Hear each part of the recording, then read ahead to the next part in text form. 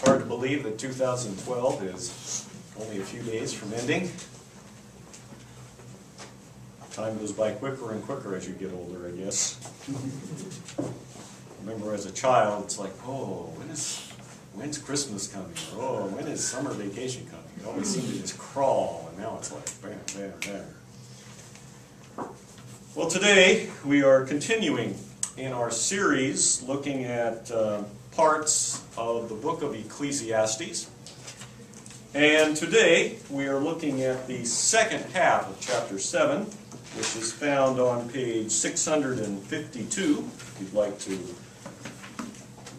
look at that chapter. We're not going to read every single verse and talk about it verse by verse, but just like to talk a little bit about each section, give you a kind of an overview as we look at the continuation of our series, Solomon's comments and observations on wisdom and the meaning of life. In the passages, the second part of chapter 7, Solomon looks at wisdom, and there are several key points that he discovers as he examines wisdom in cases of wisdom and looking at situations in life and drawing conclusions from the things that he saw and observed. And the first point that he discusses in this part of chapter 7 is the balance of wisdom, the moderation that comes in wisdom. Solomon warns about going to excesses, being overly righteous and overly wicked. Now, how many of you would worry about being overly righteous? Do you think we can be too good? Is that what Solomon is really talking about, being too good? Of course, that isn't exactly what Solomon is discussing.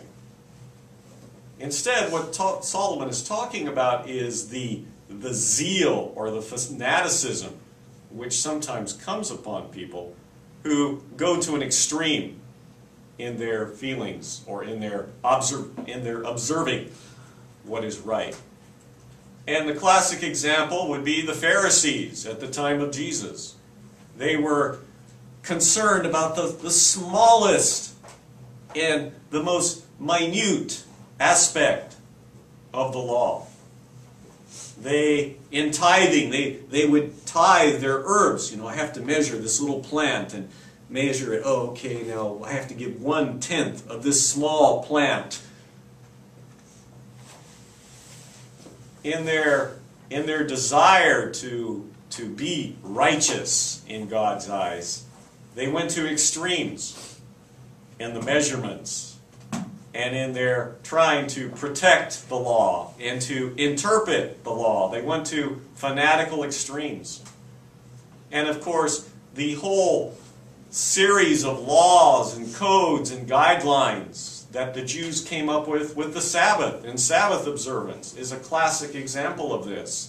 A Sabbath day journey, you could travel so far, and if you traveled further, then it was considered work.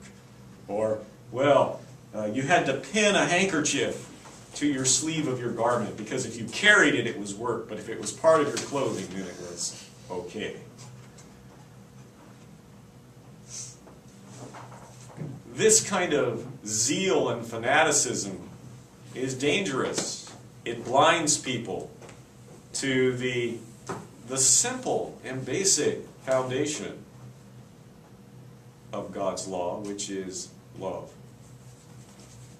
And Solomon warned about the dangers of this extremism in attempting to be too righteous, in attempting to be too good.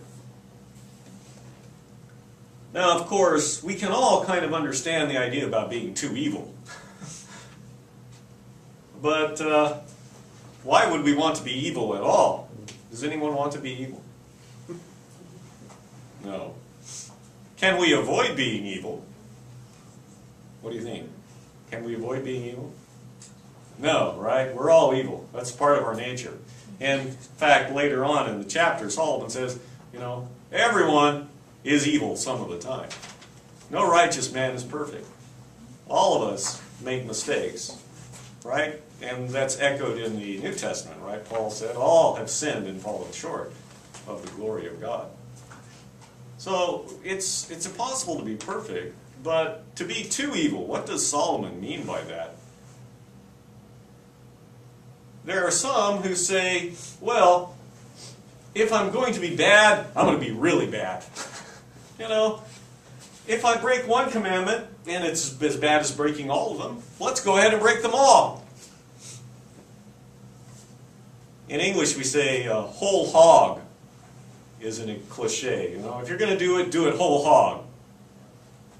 Totally embrace it. Now, do you think that's a safe way to live? Do you think it's safe to just abandon all pretenses of trying to do good? What happens to people who simply embrace evil and completely disregard God's laws? What consequences come to them? Well, God's laws affect our health. It affects our mind. It affects our spiritual center. And if you completely ignore all of God's guidelines, all parts of your life are going to suffer and to go downhill and degrade. And we often see the consequences of this in the lives of rich and famous people. You know, often in the celebrities of the world often embrace this kind of lifestyle. It's like, well, I have money, I'll do whatever I want. I'll live however I want. I'll buy whatever I want. I'll drink whatever I want. I'll smoke whatever I want. I'll put whatever I want into me. I have the money. I can afford to fix myself. I can go to a clinic or a hospital if I overdose. I'm just going to have fun and enjoy life. What happens to most of those people, or many of those people? What kind of life do they have? Most of them are pretty miserable. You know, you read about them in the paper. Oh, this person, oh, you know, they're no friends, or they're gone through so many marriages, or, you know, so many relationships. They're unhappy. They're unhappy. And even the ones who are very successful, those who embrace this kind of lifestyle, they burn out. They burn out. And we've seen many cases of these kinds of celebrities who overdose on drugs or decide to kill themselves at very young ages, even when they are very famous and very successful. These people burn out. They find they have no purpose in life. They find no happiness or meaning in all of this excess in which they seek happiness. And of course, as we studied in Ecclesiastes, Solomon went through this same thing. You know, he experimented with all these different ways to try to find happiness and discovered that none of these sensual paths led to a permanent sense of value or meaning in life. And for people who completely abandon all pretenses of morality, people who completely turn away from God's way of life, their life becomes very, very degenerate and eventually very miserable. And it destroys them mentally, physically, and spiritually. And those who don't die suddenly, they're often very degraded, and often at very young ages they have mental problems and health problems.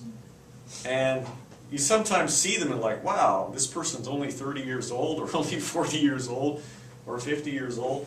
They often look much older and more worn down because of their failure to follow any kind of control in their lives.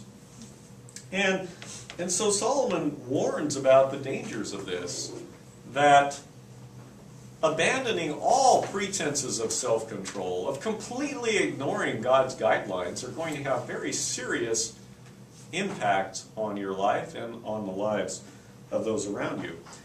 And Paul talks about this in Romans, where he says, you know, people who turn away from God's laws, people who ignore what God has laid out as the best way to live, those people simply get more and more degenerate. They simply go further and further away, and God allows them to. They become blinded to the truth, and they accept their idea as better than God, and God allows them to wander off after their false philosophies and false ideas. And the way that man goes, right? What does the Bible say? There is a way that seems right to a man, and where does that path land? If we follow our own path, what result is that? What's the final destination for that? Death, right? If we go our own way, if we follow our own path, that is only going to lead to destruction. There is only one path that leads to life. There's only one path that leads to salvation. And there's only one door, and that is through Christ. And it is only if we come to Christ and go through Christ and follow His footsteps on that narrow, winding path that seems difficult and inconvenient can we find safety, salvation, and ultimate happiness. Now, another observation that Solomon makes in this chapter, he talks about the strength and the power that comes through true wisdom. That one wise man is worth 10 other men. That one wise man can save a great many other people and help people avoid a great many problems. And the counsel of the wise man is something which is often not valued very highly, especially by the world today. You know, people want to hear what they want to hear. You know, they don't want to hear the cold, hard facts. They don't want to hear the truth. They want to hear what sounds good to them and matches how they want to live and how they want to go. And there are many Christians today that they don't want to hear the truth about the Bible. They simply want to hear nice, warm, fuzzy messages about God's love and God's accepting everybody. They don't want to hear the message about getting ready, of preparing of yourself, of examining yourself, of measuring yourself against Christ, improving yourself. They simply want to hear that God loves you and you can just come as you are and be what you like. They don't want to hear the truth. The truth is sometimes painful. The truth is sometimes inconvenient. But a wise man is willing to share the truth, and those who hear the truth have the opportunity to improve themselves and escape from the trouble they might be in if they continue on their normal path.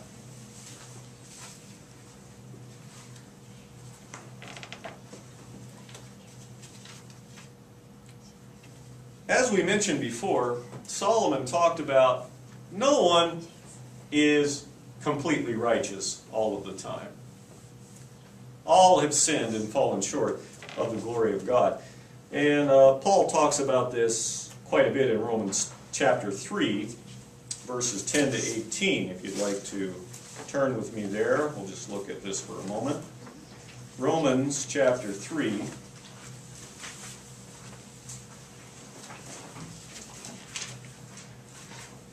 That's found on page 1092. Paul talks about this idea from verse 9 down through verse 18.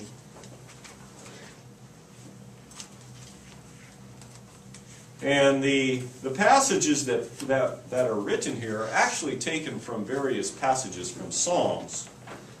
Let's begin just with verse 10 and read through 18.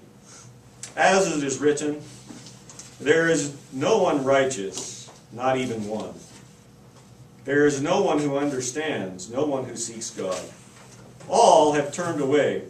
They have together become worthless. There is no one who does good, not even one. Their throats are open graves. Their tongues practice deceit. The poison of vipers is on their lips. Their mouths are full of cursing and bitterness. Their feet are swift to shed blood. Ruin and misery mark their ways. And the way of the peace they do not know. There is no fear of God before their eyes. Here, Paul outlines the problems of the sinner in the sinful world. No one is righteous. All have fallen short of the glory of God. All are in need of salvation. We cannot be saved by our own works and efforts. As Isaiah says, our righteousness are like what? Filthy rags, right? Even our best efforts fall short of what God expects. We have to surrender to Christ and allow His righteousness to cover our imperfections. We have to be willing to submit ourselves to God and allow His Spirit to come into our hearts and into our lives so that He can work changes in us, so that we can become more and more like Him each day. And as we read in our scripture reading, the fear of the Lord is the beginning of wisdom. Without that fear as a foundation, as a base, as a first step, there is no building, there is no expanding on a philosophy which is going to be solid. The word fear is one that a lot of Christians are uncomfortable with. They like to say, well, let's make that just revere or respect. But that's not what the word means. Fear is exactly what it says, and that was the meaning of the word. Fear is the foundation. It does not say that fear is the end of wisdom. It's the beginning. It's the first step.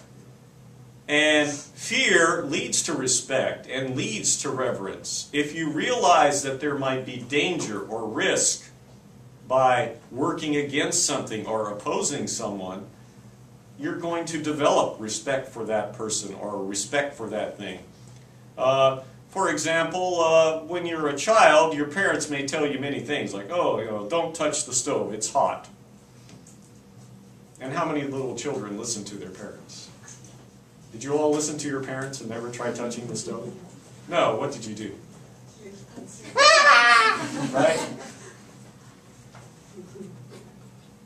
And we learn to fear the stove, right? Now that didn't mean we're like, oh, we don't want to get anywhere close to it. But we learned that the stove was hot. It could hurt us. It could damage us. And because of that, we learned to be careful when we were around the stove and cooking and preparing food. We knew that it would be dangerous. We knew we could hurt ourselves, so we took care when we were near it or around it so that we wouldn't damage ourselves and we could benefit from that heat, from that flame. And you could say that about many things around us. Driving in a car, it's exciting to drive. And it's exciting to drive fast.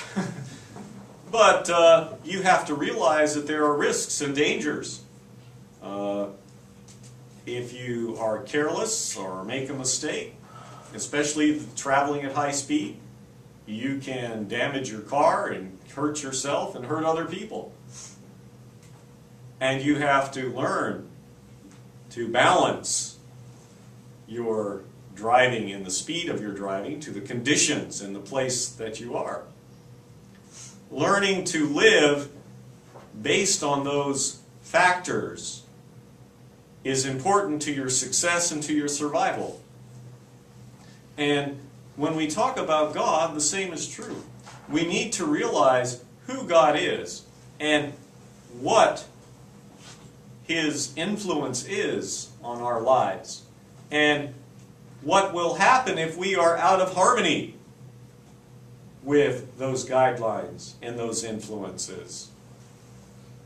If we understand that, if we understand the risks and the dangers, then we can mold our lives and our behavior to live in harmony with those things so that we can be ultimately successful and happy in life.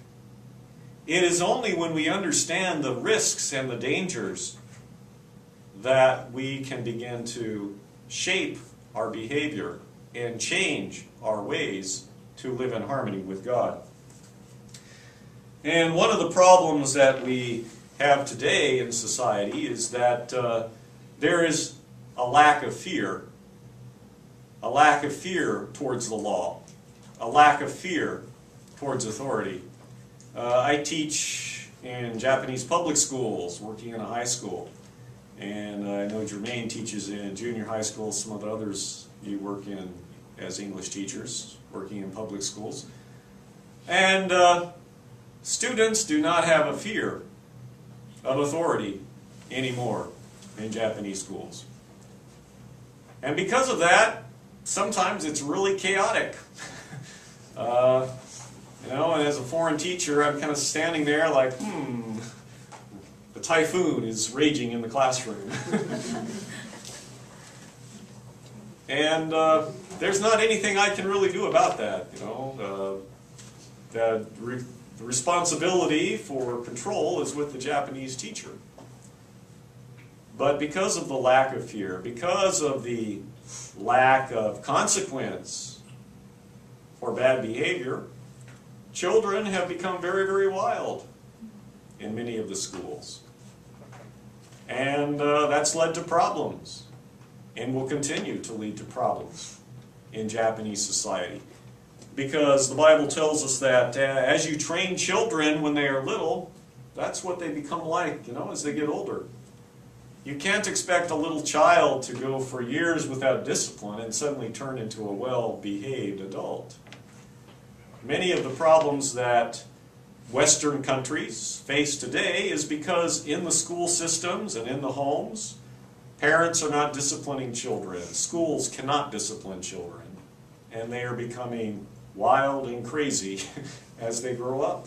And so they turn into crazy adults who decide to take a gun and shoot 26 people, or take a knife and slash a bunch of their classmates. You know, these kinds of things are happening in many countries, not just the U.S. Japan has its incidents of mass violence where some crazy person attacks school children or slashing people randomly on the street. And it comes from this lack of discipline, this lack of self-control. And without this foundation of fear, there can be no building to respect and reverence and finally love. As children, as very small children, our parents have to use fear to effectively discipline us. You know, you can't reason with a small child. A child who's like 1 year old, you can't say, you know, Johnny, the stove is hot. If you touch the stove, you'll burn yourself, so please don't do that. Instead, if the baby, you know, the child starts to reach for it, you know, the parent has to hit the child's hand. As children get older, their understanding improves, and they're able to discuss and reason And parents can use a different approach. But with very, very small children, physical discipline is often the most effective way to teach and to train them. That's not a very popular philosophy today. You know, most people, oh, never discipline, never hit a child, never cause a child pain. That's scarring them for life. But failing to correct a child when they're young, the Bible says if you spare the rod, what happens? You know? And our relationships with our parents start at fear, but in a normal, healthy relationship, as you get older, it changes from fear to respect to love. And so today, if my parents ask me something, you know, my father doesn't get out a ruler and say, you know, if you don't do it. Right? Our relationship is different today. And it's not because I'm bigger than him. You know, it's our relationship has matured. It's developed into something different. And now it's based on love. If my parents ask me to do something, I respond out of love and respect, not because I'm afraid of getting hit or sent to bed without dinner. Our relationship changes. It evolves as we grow and as we develop. And as Christians, the same is true. Our relationship with God starts based on fear, a very primitive level of relationship.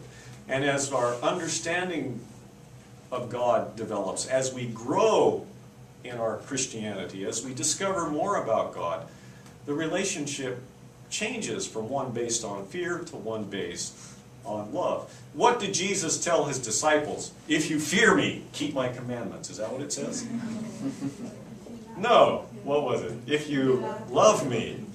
Right? Their relationship was one based, it had developed to one of love. And so Jesus said, if you love me, keep my commandments. And so, as Christians, we need to realize and understand that fear is an important starting point, but is not the ending point of our relationship. We should be moving from fear to love as time goes on. Another point that Solomon touched on briefly, verses 21 and 22 of chapter 7, the toleration of wisdom. The toleration of wisdom. That we need to be patient and not easily upset.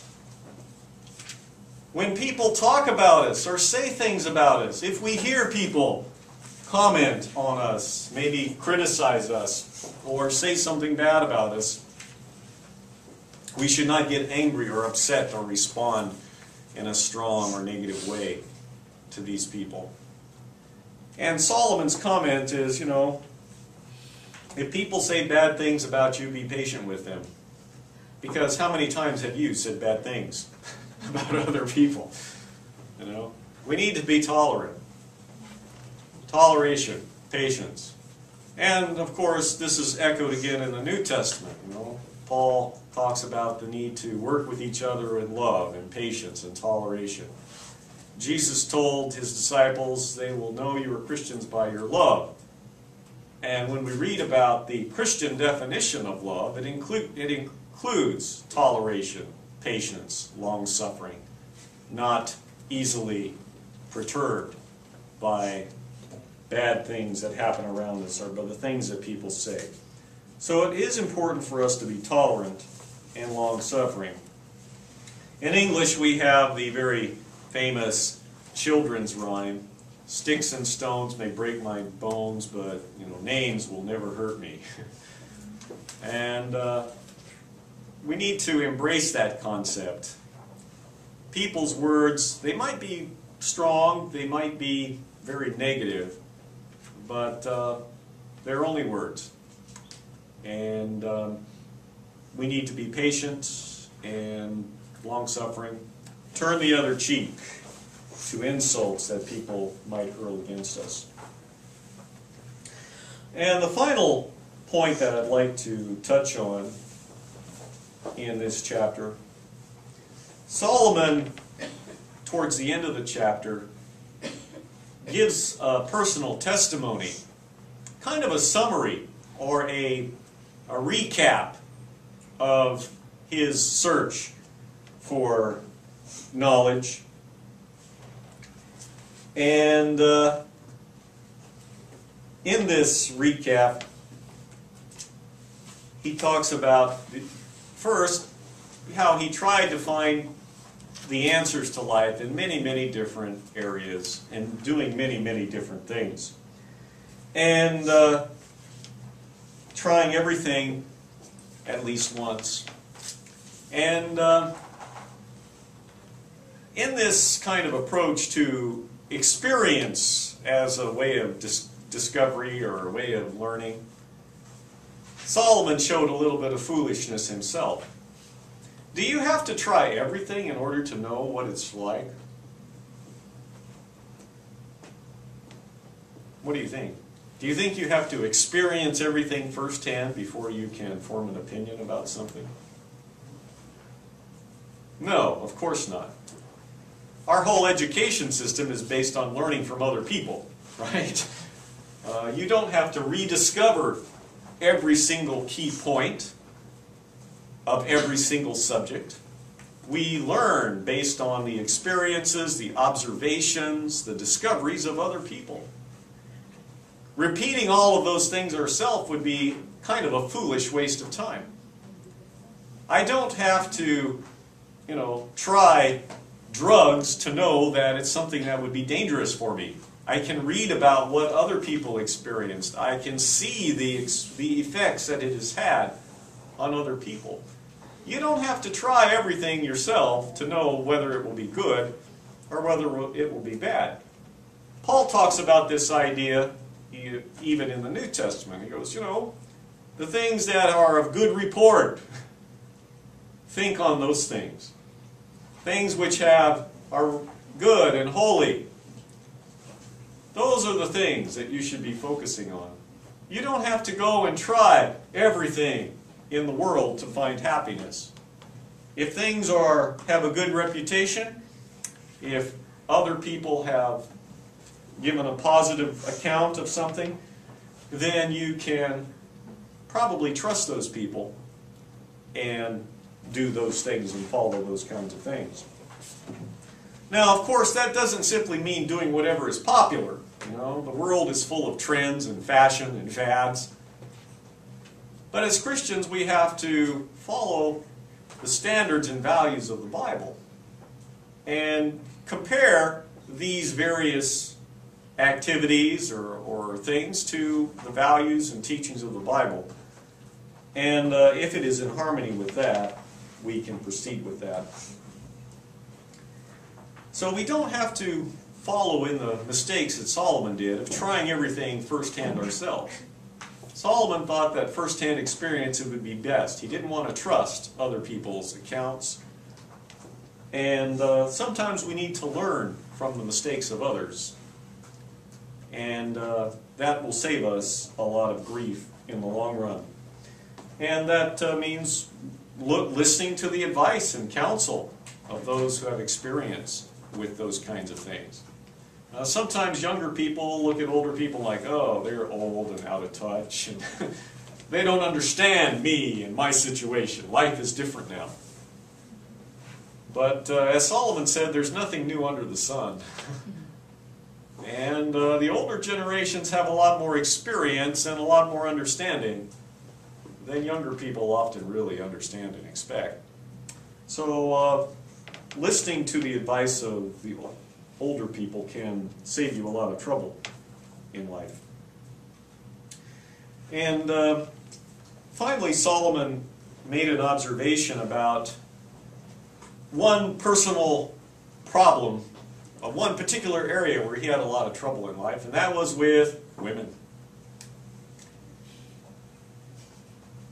Solomon had 300 wives and 700 concubines. 1,000 women were part of his harem. Personally speaking, from experience, one woman is more than enough. Sometimes too much. I can't imagine having to deal with 1,000. But Solomon, for various reasons, built up this harem.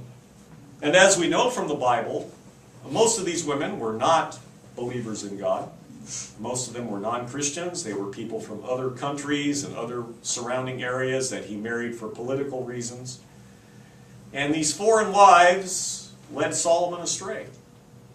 You know, they led him into worshiping these other gods and idols and into various customs and practices which were completely out of harmony with God. And, you know, we think, oh, how